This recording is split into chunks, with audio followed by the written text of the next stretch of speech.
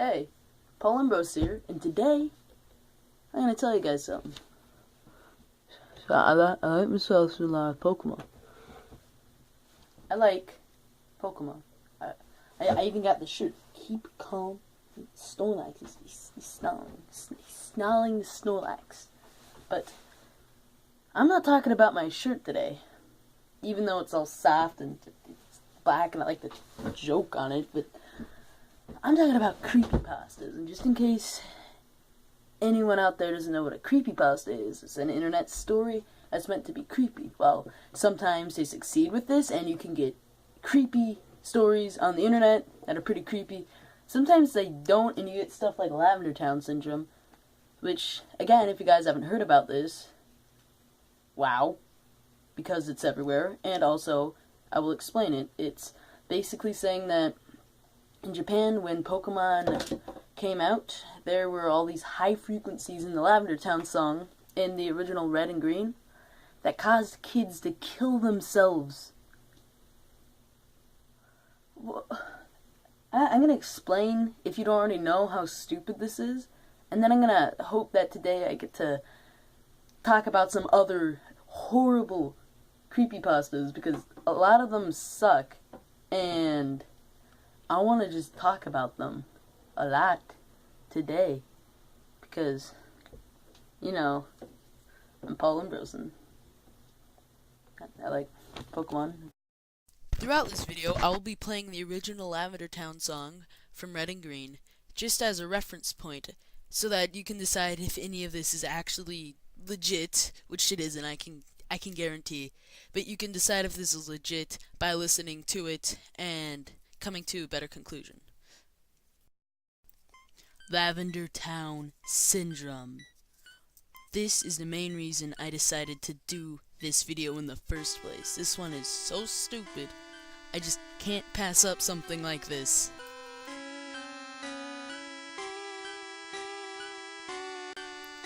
So the story goes that in Japan, when kids reached Lavender Town in Red and Green, there were all these high-pitched frequencies that would make them kill themselves, which is stupid because Nintendo, being this huge video game company in the 90s, would probably test their games before they let them out to the public. In the creepypasta, a person slips the tones into the Lavender Town theme at the last second.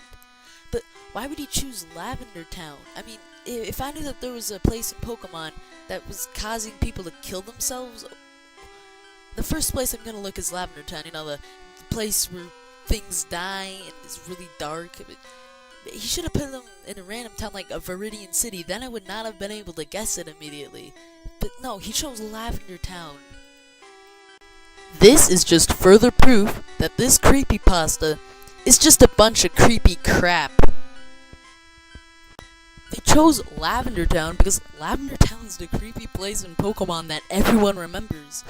I mean, just look at the rest of this game. It's like, oh, look at this Pokemon, it's so cute, everything's so happy. Oh no, it didn't die, it just fainted, you can revive it. And then you get to Lavender Town, it's like, Team Rocket killed a Marowak, and everyone there is talking about Ghost, and somebody's like, give me blood. That's why he chose Lavender Town as a town for his creepy story about kids committing suicide. I mean, it's just to add emphasis, and that further drives the nail into the coffin. However the hell that saying goes, this is fake. The next one on our chopping board is Buried Alive.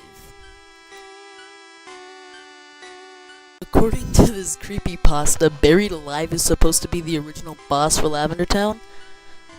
And yeah, it didn't get through. This is directly what the creepypasta wiki says. The Buried Alive model was found on the final story of the Pokemon Tower, in what has now been replaced with the Marowak Ghost.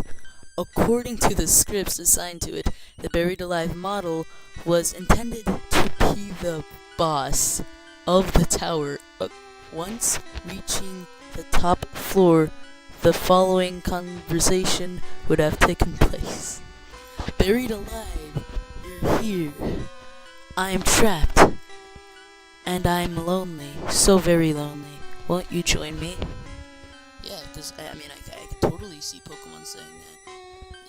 Yeah, probably. But, I mean, this isn't even the dumbest part of this freaking creepypasta. I'm just getting into it. Quoting again from the Creepypasta Wiki, strangely enough, a protocol for the buried alive actions after it was defeated were not written. Yeah, I'm pretty sure it's strange that they don't have anything written for his freaking decaying corpse zombie that wants to kill you in a freaking kids game. Yeah. Why would they choose a decaying human corpse over a Pokemon? You only fight Pokemon in this game. You don't fight decaying human corpse. What? But that's just a thing. This is complete crap. This is not in the game. I don't care if any of you guys are listening who actually believe this. This is not in the game at all. So according to this creepypasta, after the fight, the game will either freeze or you'll be presented with an image of the main character being eaten alive by the buried alive boss, that is not in the game, and I'm gonna put up a picture of that right now.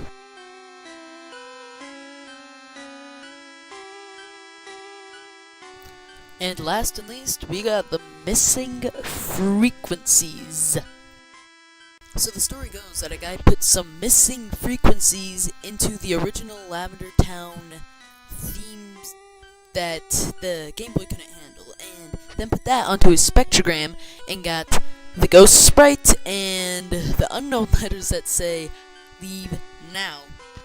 One huge problem with this: the Pokemon Unknown didn't debut until Pokemon Gold and Silver.